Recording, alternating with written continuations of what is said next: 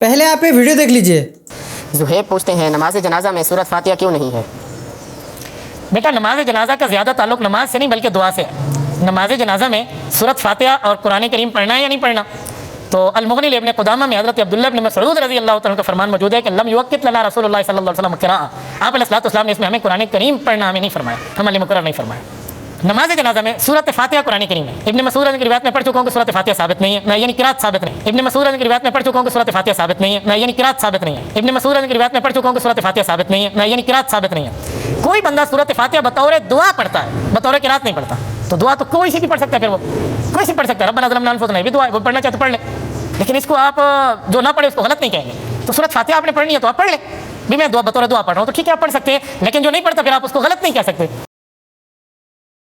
بسم اللہ الرحمن الرحیم۔ میرے بھائیو آپ نے ویڈیو دیکھی، اس ویڈیو کا تفصیلی جواب جو ہے وہ دیں گے انجینئر محمد علی مرزا صاحب۔ ویڈیو کو کمپلیٹ اینڈ تک ضرور دیکھیے، بنا کسی تاخیر کے اللہ کا نام لے کے شروع کرتے ہیں۔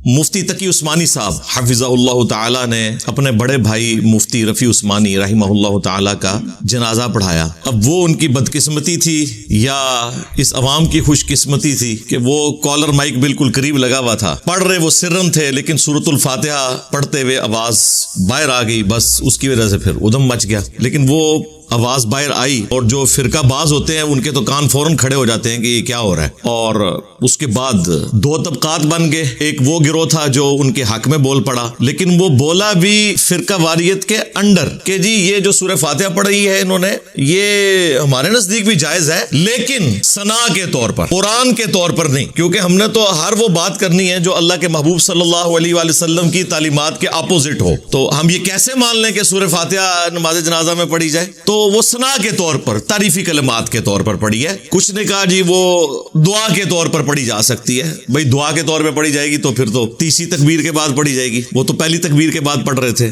اور جو صحیح سچے کٹر ٹھیٹھ حنفی، جس طرح وہ ہمارے مفتی سعید صاحب فرماتے ہیں، وہ تھے نا، وہ بالکل انہوں نے دلیری سے کہا کہ یہ کہاں کا شیخ الاسلام ہے، اس کو نہیں پتا 1400 سال سے ہمارا جو ایک مذہب چلتا آ رہا ہے اس کے خلاف اس نے ایک ایکٹیویٹی پرفارم کر دی۔ سرکار 1400 سال نہیں، نا یہ 1100-1200 سال جو بخاری مسلم میں حدیث ہے، سب سے بہتر زمانہ میرا، پھر میرے صحابہ کا، پھر تابعین کا، پھر تبع تابعین کا، اس کے بعد جھوٹے لوگ پیدا ہوں گے، امانت میں خیانت کریں گے اور موٹاپے کو پسند کریں گے۔ یہ اس زمانے کی آپ کی بنائی ہوئی فکر ہے۔ امام ابو حنیفہ رحمہ اللہ تعالیٰ کو ہم کوئی کنڈیم نہیں کرتے اس حوالے سے، ان کے پاس جتنے لمیٹڈ ریسورسز تھے انہوں نے بیسٹ پرفارم کیا۔ ان کا یہ کہہ دینا ہی کافی ہے کہ ہماری کوئی بات بھی قرآن و سنت کے ایون صحابہ کے اقوال کے خلاف ہو تو اسے چھوڑ دو۔ خیر یہ ایک ٹاپک الگ سے ہے، میں اس طرف واپس آتا ہوں۔ جو تقی عثمانی صاحب نے نماز جنازہ میں سورہ فاتحہ پڑھی تو یہ انہوں نے کوئی خلاف سنت کام نہیں کیا، صحیح طریقہ یہی ہے۔ صحیح بخاری میں حدیث ہے، حضرت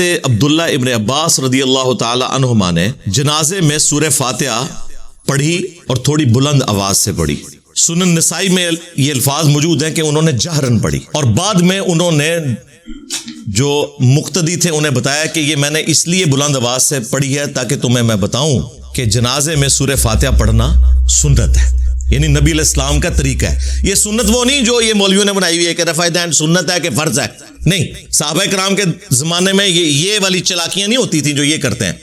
سنت یعنی رسول اللہ کا طریقہ صلی اللہ علیہ وآلہ وسلم۔ فجر کی نماز پڑھنا بھی سنت ہے، ظہر کے 4 فرض پڑھنا بھی سنت ہے۔ سنت مانا طریقوں، اور سنن نسائی میں موجود ہے، ساتھ ایک سورت بھی ملائی انہوں نے، اور پھر آڈینس سے کہا کہ یہ میں نے اس لیے کیا تاکہ تمہیں معلوم ہو جائے کہ یہ نبی صلی اللہ علیہ وآلہ وسلم کی سنت ہے۔ اب میں حنفیوں سے یہ پوچھوں گا کہ اللہ کے بندو، تم لوگ تو کہتے تھے کوئی صحیح حدیث مل جائے تو وہی ہمارا مذہب ہے، اب تو حدیث مل گئی نا، اب تمہارے اجتہاد کہاں گئے؟ انہیں پھینکو اب ردی کی ٹوکری میں۔ مصنف ابن ابی شیبہ میں موجود ہے، سنن نسائی کے اندر موجود ہے۔ حضرت عمر فاروق رضی اللہ تعالیٰ عنہ نے کوفہ کے جو جسٹس بنائے تھے نا، قاضی شرح، انہیں خط لکھا، اور اس خط میں انہوں نے لکھا کہ جب بھی تمہیں کوئی مسئلہ درپیش ہو سب سے پہلے اللہ کی کتاب میں دیکھنا، اللہ کی کتاب میں نہ پاؤ تو رسول اللہ کی سنت میں دیکھنا صلی اللہ علیہ وآلہ وسلم، سنت میں بھی نہ پاؤ تو پھر اجماع امت میں دیکھنا کہ امت کیا معاملات لے کر اجماعی طور پر چل رہی ہے۔ پوری امت، صرف فقہ حنفی فقہ شافعی نہیں، پوری امت۔ اور اگر اجماع میں بھی نہ پاؤ تو پھر تم اجتہاد کر لینا، اور نہ کرو تو بہتر ہے، انٹینڈڈ ہی مسئلوں کو چھوڑ دو، نہ زیادہ سینگ پھنسانے کی کوشش کرنا۔ تو اس میں اہل سنت کا منہج پتہ چل گیا، قرآن، سنت اور اس کے بعد اجماع اور پھر اجتہاد. جب تک قرآن و سنت میں کوئی چیز موجود ہے تو آپ کو نیچے جانے کی ضرورت ہی نہیں ہے, کیونکہ ٹاپ پرائرٹی تو قرآن و سنت ہے. اور یہ حدیث اس بات پر دلالت کرتی ہے کہ یہ سنت ہے کہ نماز جنازہ کے اندر سورہ فاتحہ پڑھی جائے. اہل حدیث حضرات پڑھتے ہیں, علماء عرب بھی پڑھتے ہیں. یہاں پہ انہوں نے اپنی نشانی بنائی ہوئی تھی. بخاری مسلم دونوں میں حدیث ہے کہ نبی صلی اللہ علیہ وآلہ وسلم جنازے میں 4 تکبیرات کہا کرتے تھے, اور ایک حدیث صحیح مسلم کی ہے جس میں ہے کہ نبی علیہ السلام جنازے میں 5 تکبیرات بھی کہا کرتے تھے. یعنی یہ دونوں عمل ثابت ہیں, 4 تکبیرات بھی اور 5 بھی. ہمارے جو استاد تھے شیخ زبیر علیزئی رحمہ اللہ تعالی, ان کے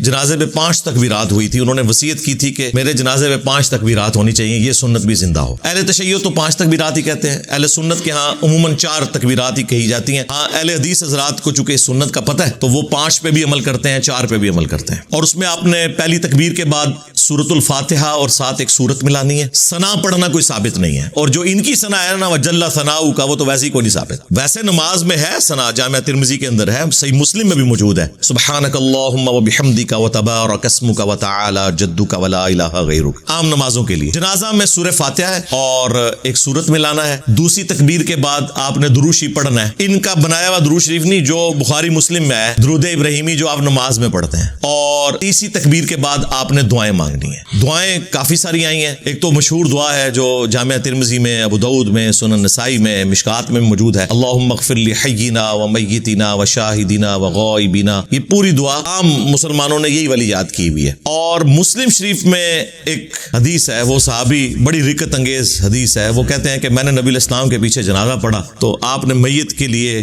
دعائیں فرمائی, اور ظاہر تھوڑی بلند آواز سے کی. صحابہ کرام نے وہ یاد کر لی دعائیں, تو کمال کے الفاظ ہیں. نبی علیہ السلام نے دعا کی, اے اللہ اس پہ رحم فرما, اسے بخش دے, اس کی مہمان نوازی فرما, اے اللہ اسے اپنے گھر والوں سے بہتر گھر والے عطا فرما, اسے اس کی بیوی سے اچھی بیوی عطا فرما. بڑی رکت انگیز دعا ہے صحیح مسلم کے اندر. وہ ہم انشاءاللہ یہ ساری احادیث ڈسپلے کر دیں گے. وہ صحابی کہتے ہیں جب وہ میں نے دعائیں سنی نا تو میں نے تمنا کی کہ کاش آج اس میت کی جگہ میری میت رکھی ہوتی اور اللہ کے نبی مجھ پہ یہ دعائیں پڑھ رہے ہوتے صلی اللہ علیہ وآلہ وسلم. صلو علی محمد وآل محمد, اللہم صلی علی محمد وعلی آل محمد. تو تیسری تکبیر کے بعد آپ نے وہ دعائیں پڑھنی ہے, اور چوتھی تکبیر کے بعد آپ نے سلام پھیرنا ہے. اگر 5 تکبیرات ہوں گی تو پھر چوتھی کے بعد بھی دعائیں مانگنی ہوگی, اور 5ویں تکبیر کے بعد پھر آپ نے سلام پھیرنا ہے. اور سلام دائیں طرف پھیرنا سنت ہے. عرب سارے ملکوں میں دائیں طرف پھیرا جاتا ہے. یہاں پہ اہل حدیث تھوڑا سا وہ حنفیوں سے ڈرے ہوئے تھے, اب کچھ ان کو عقل آئی ہے, انہوں نے ایک طرف شروع کیا, ادروائز میجورٹی ابھی بھی 2 طرف پھیرتی ہے. سنن کبری البیہقی میں دونوں طرح کی احادیث موجود ہیں. 2 طرف سلام پھیرنے والی حدیث جو ہے اس میں تدلیس کا بھی ایشو ہے, ضعیف راوی بھی ہے, اور بھی ایشو ہے. اور جو ایک طرف سلام پھیرنے والی حدیث ہے وہ بالکل صحیح سند کے ساتھ ہے. بلکہ مصنف ابن ابی شیبہ میں ابراہیم نخعی کا قول ہے جس کے اوپر پوری فقہ حنفی کھڑی ہوئی ہے, کیونکہ وہ کہتے ہیں کہ امام حنیفہ جو ہیں وہ ان کے پوتا شاگرد ہیں, ان کی مسند پہ آ کے بیٹھے ہیں. وہ کہتے ہیں سجدہ سہو میں بھی ایک سلام ہے اور جنازے میں بھی. اچھا وہ پہلی بات پہ تو حنفی عمل کر رہے ہیں. سجدہ سہو کے تو 5 طریقے ثابت ہیں, جس طریقے سے حنفی کرتے ہیں وہ بھی ثابت ہے, تابعین سے ہم اسے غلط نہیں کہتے. لیکن جہاں سے وہ لے رہے ہیں اس میں موجود ہے کہ سہو میں ایک سلام ہے, یعنی تشہد پڑھنے کے بعد ایک سلام پھیرنا ہے آپ نے, اور پھر 2 سجدے کرنے ہیں. جو بعد میں آپ 2 سلام پھیرتے ہیں وہ تو نماز مکمل کرنے کے, اور جنازے میں بھی ایک سلام ہے. اچھا آدھی انہوں نے بات لی ہوئی ہے کہ وہ سجدہ سہو اس طریقے پہ کرتے ہیں لیکن نماز جنازہ میں 2 طرف سلام پھیرتے ہیں. تو پوری آپ روایت لیں, اگر کوئی 2 طرف بھی پھیر لیتا ہے ہم اس کے اوپر فتویٰ نہیں لگاتے, تابعین سے ثابت ہے. البتہ نبی علیہ السلام کا جو سنت طریقہ ہے وہ دائیں طرف ایک طرف سلام پھیرنا ہے. یعنی یہ عام نماز اور نماز جنازہ میں جو فرق ہے ان میں سے ایک فرق یہ بھی ہے. عرب ملکوں میں, سعودی عرب میں آپ میں سے اکثر لوگ حج عمرے کے لیے بھی گئے ہوں گے, ہر نماز کے بعد وہاں پہ جنازے ہوتے ہیں اجتماعی, اور ایک طرف بھی سلام پھیرتے ہیں اور سرن پڑھاتے ہیں. نبی علیہ السلام سے جہرن بھی نماز جنازہ ثابت ہے, لیکن آپ کا جو عمومی عمل ہے وہ سرن ہی ہے. سنن نسائی میں موجود ہے کہ نبی علیہ السلام سرن نماز جنازہ پڑھایا کرتے تھے, جس طرح ظہر اور عصر کی نماز پڑھائی جاتی ہے نا اس طرح. لیکن آپ جہرن بھی بعض اوقات پڑھاتے تھے. وہ تعلیم کے طور پہ بھی ہوتا تھا اور جواز کے طور پر بھی, دونوں طریقے سے ثابت ہے. جس طرح اہل حدیث تو عموماً ایک طریقے کو فالو کرتے ہیں, حنفی بھی خاص ایک ہی طریقے کو فالو کرتے ہیں, دونوں طریقے درست ہیں. اہل حدیث کے پیچھے آپ جنازہ پڑھیں تو آپ کو لگتا ہے آپ جنازہ پڑھ کے نکلیں, اور دیوبندی اور بریلوی علماء جنازہ ان کا ہوتا ہے تقریباً 40 سیکنڈ کا, اور اس کے بعد 5 منٹ کی دعا ہو رہی ہوتی ہے. بریلوی دعا کرواتے ہیں, دیوبندی اعلانات کرتے رہتے ہیں کہ جی 3 دن بعد یہ ہوگا اور 5ویں دن یہ ہوگا اور فلاں چیز یہ ہوگی. حالانکہ سنت یہ ہے کہ آپ نے جنازے کے بعد دعا نہیں کرنی بلکہ میت میت کو قبرستان لے کے جانا ہے، اور سنن نبی داؤد میں موجود ہے کہ دفنانے کے بعد اس کی قبر پہ کھڑے ہو کر اس کے لیے دعا کرنی ہے۔ نبی علیہ السلام نے فرمایا کہ اب اسے آزمایا جائے گا، اس سے سوالات پوچھے جائیں گے، تم اپنے بھائی کی قبر کے سوالوں کی استقامت کے لیے دعا کرو، وہاں پہ سنت ہے۔ باقی نبی صلی اللہ علیہ وآلہ وسلم کے بارے میں بھی، اور عبداللہ ابن عمر سے بھی آتا ہے المصنف ابن ابی شیبہ میں، المصنف عبد الرزاق کے اندر، کہ وہ ہر تکبیر کے اوپر رفع الیدین بھی کرتے تھے، یعنی آپ نے جتنی تکبیرات کہنی ہے نا تو اللہ اکبر کے ساتھ آپ نے ہاتھوں کو بھی بلند کرنا ہے۔ نماز جنازہ ہو، نماز عیدین ہو، قیام کی حالت میں جب بھی تکبیر کہی جائے گی نا تو آپ نے رفع الیدین کرنا ہے۔ یہ اصولی حدیث سنن نبی داؤد کے اندر موجود ہے کہ نبی علیہ السلام رکوع سے پہلے جب بھی تکبیر کہتے تھے نا تو رفع الیدین کرتے تھے، کوئی بھی تکبیر ہوتی تھی، چاہے وہ عیدین کی ہو، چاہے وہ جنازہ کی ہو، ایون وطر کی دعا سے پہلے بھی اگر آپ تکبیر کہیں تو آپ رفع الیدین کریں اور اس کے بعد دعائے قنوت پڑھیں، تو یہ سنت ہے۔ اس کے بعد آپ کی مرضی ہے، آپ نے ہاتھ باندھ کے نماز جنازہ پڑھنا ہے یا ہاتھ کھول کے، وہ عام نماز میں بھی دونوں طریقے سے سنت ہے، میری اس کے اوپر کئی ایک ویڈیوز ریکارڈڈ ہیں، وہ آپ دیکھ سکتے ہیں۔ باقی فقہ حنفی والوں کو ہم ریکویسٹ کریں گے کہ آپ ذرا اپنے بابا جی جنہیں سارے بابا مانتے ہیں، شاہ ولی اللہ دہلوی، ان کی کتاب حجت اللہ البالغہ پڑھ کے تو دیکھیں، انہوں نے تقلید کے بارے میں جو طبیعت آپ لوگوں کی صاف کی ہوئی ہے نا، انہوں نے کہا کہ امت کی گمراہی کی سب سے بڑی وجہ یہ اندھی تقلید ہے۔ ہاں، انہوں نے کہا کہ واجب ہے لوگوں کے اوپر کہ جب انہیں سنت پہنچ جائے تو وہ سنت کے مطابق عمل کریں، اپنے امام کے اقوال کو چھوڑ دیں۔ اور انہوں نے اس میں لکھا ہے جو بخاری اور مسلم سے بغض رکھے وہ سنیت سے خارج ہے، اور اس پہ اجماع ہے کہ بخاری اور مسلم کی تمام متصل الاسناد احادیث قطعی الصحت ہے، ان سے بغض رکھنے والا بدعتی ہے، وہ سنی نہیں ہو سکتا۔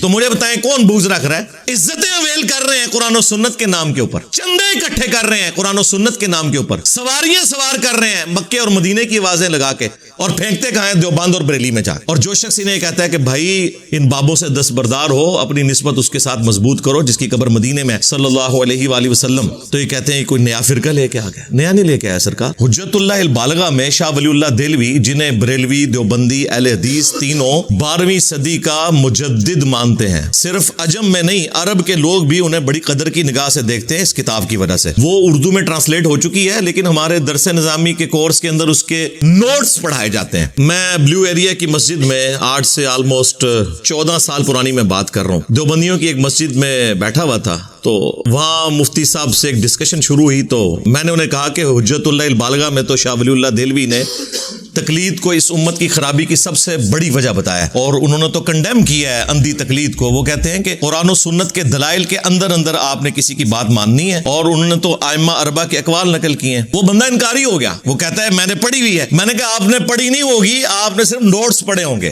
لے کے آئے حجت اللہ البالغہ میں آپ کو نکال کے دیتا ہوں۔ خیر وہ اٹھے نہیں پھر وہاں سے لینے کے لیے، کیونکہ انہیں اندازہ ہو گیا کہ ہمارے ساتھ کام ہمارے بڑوں نے ڈالا ہوا ہے۔ یہ ان لوگوں کا حال ہے۔ تو شاہ ولی اللہ دہلوی نے ایک چیپٹر اس میں یہ بھی باندھا ہے کہ امام شافعی رحمۃ اللہ علیہ نے جب فقہ حنفی کو اور فقہ مالکیہ کو دقت نظر سے پڑھنا شروع کیا تو انہیں اندازہ ہو گیا کہ اس کے اندر تو کئی ایک چیزیں ہیں جو صراحتاً مرفوع احادیث کے خلاف ہیں۔ پھر انہوں نے اس کی کھوج لگائی کہ یہ ٹوٹی کمند کہاں، تو انہیں اندازہ ہوا کہ امام مالک اور امام حنیفہ ان کے اندر ایک کمزوری تھی کہ وہ تابعین کے اقوال سے بھی حجت پکڑتے تھے۔ یہ کوئی ایسی کمزوری نہیں ہے جسے کوئی کمزوری کہا جائے، لیکن جب صحیح احادیث آ جائے تو پھر تو تابعین کے وہ قیاس یا ان کے کیے ہوئے اجتہاد تو قبول نہیں کیے جائیں گے، تو پھر انہوں نے اس کی ریمیڈی کی۔ اسی لیے آپ کو فقہ شافعیہ میں اور فقہ حنبلیہ کے اندر بہت کم کمزوریاں نظر آئیں گی، اور اس کو ایپیکس پہ پہنچایا امام بخاری اور امام مسلم نے۔ انہوں نے تو پھر کسی کو نہیں چھوڑا، سب سے اختلاف کیا، اور اسی وجہ سے شاہ ولی اللہ دہلوی نے اس میں یہ بھی سجیسٹ کیا کہ میری رائے یہ ہے کہ اب جب کہ ہمارے پاس احادیث کا خزانہ آ چکا ہے، ہمیں چاہیے کہ ہم ان سارے فقہاء کرام کی تعلیمات کو جوڑ کر احادیث کی روشنی میں دیکھیں اور ایک نئی فقہ مرتب کریں، جس میں جو مسئلے امام حنیفہ کے درست ہیں وہ لے لیے جائیں، جو امام شافعی کے درست ہیں وہ لے لیے جائیں۔ سرکار یہی بات تو ہم کر رہے ہیں۔ میرے بھائیو امید ہے کہ آپ کو یہ ویڈیو پسند آئی ہوگی۔ اگر آپ ہمارے چینل میں نئے ہیں تو سبسکرائب ضرور کیجئے، اور ملتے ہیں نیکسٹ ویڈیو میں انشاءاللہ۔ سبحان ربک رب العزت عما یصفون وسلام علی المرسلین والحمد للہ رب العالمین، آمین یا رب العالمین۔